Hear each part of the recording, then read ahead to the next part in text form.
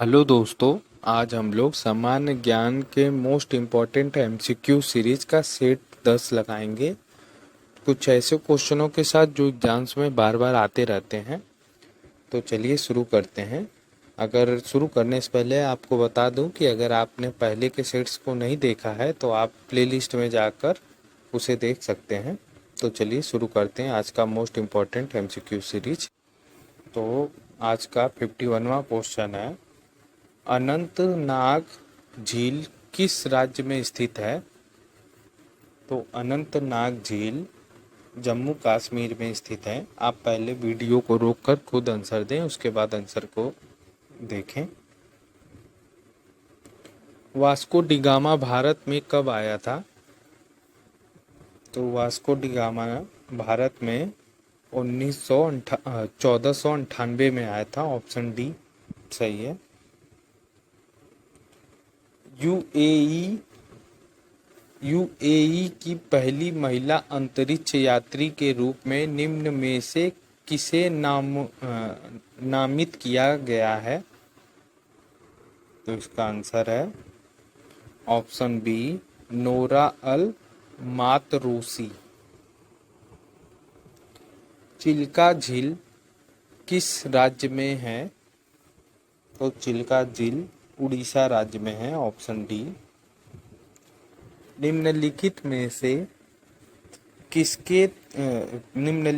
से किसने तीनों गोलमेज सम्मेलन में भाग लिया था? तो डॉक्टर भीमराव अंबेडकर जी ने तीनों गोलमेज सम्मेलन में भाग लिया था। और कहीं कभी कभी ये पूछ लेता है कि महात्मा गांधी ने कौन से गोलमेज सम्मेलन में भाग लिया था? तो उन्होंने सिर्फ दूसरे गोलमेज सम्मेलन में भाग लिया था। इसको भी साथ में याद रखिएगा। भारत का सबसे बड़ा जिला कौन सा है? तो भारत का सबसे बड़ा जिला ऑप्शन बी, कच्छ गुजरात का है। हुसैन सागर झील किस राज्य में है? तो हुसैन सागर झील तेलंगाना में है। Option B. भारत में प्रथम हवाई डाक सेवा की शुरुआत कहाँ से कहाँ तक हुई? तो प्रथम हवाई डाक सेवा की शुरुआत इलाहाबाद से नैनी तक हुई। ऑस्ट्रेलिया की राजधानी क्या है? तो ऑस्ट्रेलिया की राजधानी कैनबरा है। Option A. पूना पैक्ट किन किन के बीच में हुआ था? तो Poona pact most important question Gandhi ji और अंबेडकर जी के बीच हुआ था। Option C. 61वां क्वेश्चन है, डॉक्टर अंबेडकर ने कौन सी पत्रिका निकाली थी? तो इसका आंसर है ऑप्शन बी, मूक नायक। अंबेडकर जी के पिताजी का क्या नाम था? तो अंबेडकर जी के पिता का नाम ऑप्शन ए, रामजी सतपाल था। डॉक्टर भीमराव अंबेडकर ने वकालत कहाँ से शुरू की? तो इसका आंसर है option B, Allahabad high court से। पूना पैक्ट समझौता कब हुआ था? तो इसका आंसर है ऑप्शन बी, 24 सितंबर 1932। पूना समझौता कौन सी जेल में हुआ था? तो पूना समझौता option A, Yerwada central jail में हुआ था। भारत में पहला सीमेंट कारखाना कब लगाया गया? तो भारत में पहला सीमेंट कारखाना 1904 में लगाया गया। फिरोजाबाद किस चीज के लिए प्रसिद्ध है? तो फिरोजाबाद कांच उद्योग के लिए प्रसिद्ध है। Option C most important question था ये। बंगाल विभाजन किसने किया था? ये भी कई बार एग्जाम में आ चुका है। तो इसका आंसर है ऑप्शन बी, लॉर्ड कर्जन ने बंगाल विभाजन किया था। भारत में अलीगढ़ मुस्लिम विश्वविद्यालय की स्थापना 1920 ईस्वी में किसके शासनकाल में की गई थी? तो इसका आंसर है ऑप्शन डी, लॉर्ड चैडफोर्ड के बीच शासनकाल में हुआ था। संविधान सभा के सदस्यों द्वारा संविधान पर कब हस्ताक्षर किया गया? तो इसका आंसर है ऑप्शन डी, 24 जनवरी 1950 में। ओडोमीटर ऐसा यंत्र है जिसका प्रयोग गाड़ियों में मापने के लिए किया जाता है। तो गाड़ियों में क्या नापने के लिए किया जाता है? तो दूरी मापने के लिए किया जाता है ओडोमीटर का प्रयोग। निम्नलिखित में से कौन एक केंद्र शासित प्रदेश नहीं है? तो इसमें से त्रिपुरा एक केंद्र शासित प्रदेश नहीं है, बाकी तीनों लक्षद्वीप, पुडुचेरी और दमन व दीव, ये तीनों केंद्र शासित प्रदेश हैं। किस भारतीय राज्य की सीमा सर्वाधिक राज्यों से सीमा साझा करती है या सीमा को स्पर्श करती है? तो कौन सा ऐसा राज्य है? तो ऑप्शन बी, उत्तर प्रदेश राज्य सर्वाधिक राज्यों से सीमा साझा करती है। निम्नलिखित में से कौन सा नगर कर्क रेखा से निकटतम दूरी में अवस्थित है? कौन सा नगर? तो अगरतला का जो नगर है वह कर्क रेखा के निकटतम अवस्थित है। निम्न नगरों में से कौन सा भारतीय राज्य कर्क रेखा से उत्तर में स्थित है? तो इसका आंसर है ऑप्शन बी, मणिपुर। अगला क्वेश्चन है, भारतीय उपमहाद्वीप मूलतः एक विशाल भूखंड का भाग था जिसे कहा जाता है? Option A, Gondwana land. ये बहुत बार एग्जाम में आ चुका है, इसको याद कर लीजिए।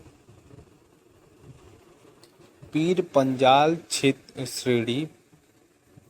पंजाल श्रेणी निम्नलिखित में से किस राज्य में स्थित है? तो इसका आंसर है ऑप्शन बी, जम्मू कश्मीर। कोयला के निम्नलिखित प्रकारों में से किस एक में विशेष प्रकार की अपेक्षा अधिक प्रतिशत अंश कार्बन होता है? तो सबसे अच्छे क्वालिटी का कोयला कौन सा होता है? शॉर्टकट में यही याद रखिए। तो ऑप्शन बी, एंथ्रासाइट। इनमें से किसमें ऑप्टिकल लेंस नहीं होता? तो इसका आंसर है ऑप्शन ए, स्टेथोस्कोप में लेंस का यूज नहीं होता। साबुन में एंटीसेप्टिक गुण निम्नलिखित मिश्रणों में से एक के कारण पाया जाता है? तो किसके कारण पाया जाता है? तो इसका आंसर है ऑप्शन ए, बिथियोनॉल में। खोपड़ी में कुल कितनी अवस्थियां या हड्डियां होती हैं? तो इसका आंसर है ऑप्शन बी, 29 हड्डियां होती हैं। निम्न में से कौन सा हार्मोन्स वृषण की शुक्र जनन नलिकाओं व शुक्राणुओं जनन में सहायता करता है? तो इसका आंसर है option D, FS। H hormones. Harappa सभ्यता की खोज किस वर्ष में हुई थी? तो हड़प्पा सभ्यता की खोज दयानंद सरस्वती द्वारा 1921 में हुई थी। निम्नलिखित में से किस पदार्थ का प्रयोग हड़प्पा सभ्यता या हड़प्पा काल की मुद्राओं के निर्माण में मुख्य रूप से किया जाता था? तो सिलखड़ी का प्रयोग मुख्य रूप से किया जाता था। Option D. सिंधु घाटी की सभ्यता के लोगों के संबंध में क्या सत्य है? तो इसका आंसर है ऑप्शन बी। यह मूर्तियों का निर्माण करते थे, मंदिरों का नहीं। बाकी सब गलत है। हड़प्पा सभ्यता की किस युग की थी? हड़प्पा सभ्यता किस युग की थी? तो यह कांस्य युग की थी। Option B. मांडा किस नदी के किनारे स्थित है? तो मांडा चेनाब नदी के किनारे स्थित है, जो जम्मू कश्मीर में। मांडा हड़प्पा सभ्यता की एक स्थल का नाम है जो जम्मू कश्मीर में स्थित है। सिंधु सभ्यता के घर किसके बनाए जाते थे? तो सिंधु सभ्यता के घर ईंटों से बनाए जाते थे। Option B. पूरे विश्व में सबसे अधिक उम्र में प्रधानमंत्री बनने का गौरव किसे प्राप्त हुआ था? तो इसका आंसर है ऑप्शन ए, मोरारजी देसाई को। ये सबसे बुजुर्ग प्रधानमंत्री बने हैं, अब तक के बने थे। कौन एकमात्र ऐसे प्रधानमंत्री हुए जिन्होंने भारत के सर्वोच्च सम्मान और पाकिस्तान के सर्वोच्च सम्मान से नवाजा जा चुका है? तो भारत के एकमात्र ऐसे प्रधानमंत्री मोरारजी देसाई ही जी थे, जिन्हें भारत के सर्वोच्च सम्मान और पाकिस्तान के भी सर्वोच्च सम्मान से नवाजा गया था। हड़प्पा के मोहनजोदाड़ो हड़प्पा एवं मोहनजोदाड़ो की पुरातात्विक खुदाई के प्रभार थे। तो इनके प्रभार कौन थे? Option B, sir John Marshall थे। हड़प्पा के एक उन्नत जल प्रबंध प्रणाली का पता चलता है, कहाँ पता चलता है? तो ऑप्शन सी, धोलावीरा में पता चलता है। संविधान अनुच्छेद 74 के अनुसार राष्ट्रपति के कार्य को संपन्न करने के लिए एक मंत्री परिषद होगी और उसका प्रधान किसे बनाया गया? तो इसका आंसर है ऑप्शन ए, प्रधानमंत्री को उसका प्रधान बनाया गया था, मंत्री परिषद का। भारत में लोकसभा किसका प्रतिनिधित्व करता है? तो भारत में लोकसभा भारतीय जनता का प्रतिनिधित्व करता है। Option B. 95वां क्वेश्चन है, भारत में मुख्य भूमि का दक्षिणी नोक क्या है? तो भारत में मुख्य भूमि का दक्षिणी नोक ऑप्शन बी, कैप केमोरिन है। ये मोस्ट इम्पोर्टेंट क्वेश्चन है, इसको रट लीजिए। ये दक्षिणी नोक की बात कर रहा है, इसलिए अगर यही क्वेश्चन कई बार पूछता है कि दक्षिणतम बिंदु कौन सी है या उत्तरी बिंदु कौन सी है, तो उत्तरी बिंदु तो इंदिरा काल होगी, लेकिन दक्षिणतम बिंदु अगर स्थलीय सीमा की होती है तब उसको बोलते हैं कन्याकुमारी की ही सीमा पड़ती है। लेकिन अगर पूरे अंडमान निकोबार द्वीप समूह को भी जोड़ा जाए तो उसमें इंदिरा पॉइंट सबसे अंतिम छोर हो जाएगा, लेकिन वह मुख्य भूमि का नहीं है, इसलिए इसमें आंसर है कैप मेमोरिन। कैमोरिन। भारतीय संसद में नीति निर्देशक तत्व किसके लिए है? तो ये है सरकार के लिए। इसी के तहत सरकार अपनी नीतियां बनाती है। 97वां क्वेश्चन है, भारत के पहले राष्ट्रपति कौन हुए हैं जो सबके सहमति से राष्ट्रपति बनाए गए थे? तो इसका आंसर है ऑप्शन सी, संजीव रेड्डी। एकमात्र ऐसे राष्ट्रपति हैं जो सबके सहमति से बनाए गए थे। Option C most important question है ये। किसी भी राज्य का संवैधानिक प्रधान किसे माना जाता है? तो किसी भी राज्य का संवैधानिक प्रधान ऑप्शन ए राज्यपाल को माना जाता है, क्योंकि राज्य की बात कर रहा है। अगर बोले कि देश की संवैधानिक प्रधान, तब उसमें राष्ट्रपति हो जाएगा। और कई लोग इसमें गड़बड़ कर देते हैं, मुख्यमंत्री को मारते हैं, जबकि इसमें ऑप्शन में नहीं है। लेकिन यही जान लीजिए कि किसी भी राज्य का संवैधानिक प्रधान राज्यपाल होता है, मुख्यमंत्री नहीं होता। और किसी भी देश का संवैधानिक प्रधान राष्ट्रपति होता है, प्रधानमंत्री नहीं होता।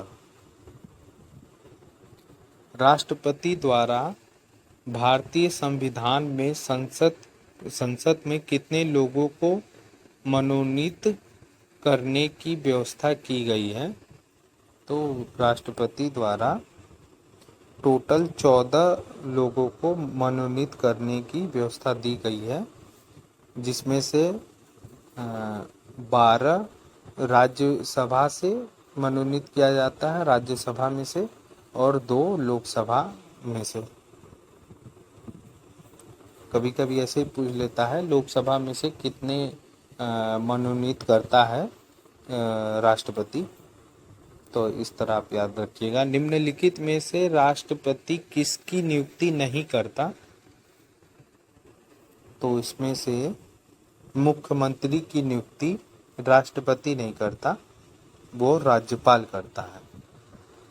तो आपको अगर ये वीडियोज अच्छी लगी हो, क्वेश्चन का लेवल अच्छा लगा हो, तो प्लीज़ मेरे चैनल को सब्सक्राइब करिए और इस वीडियो को लाइक करिए। Thank you.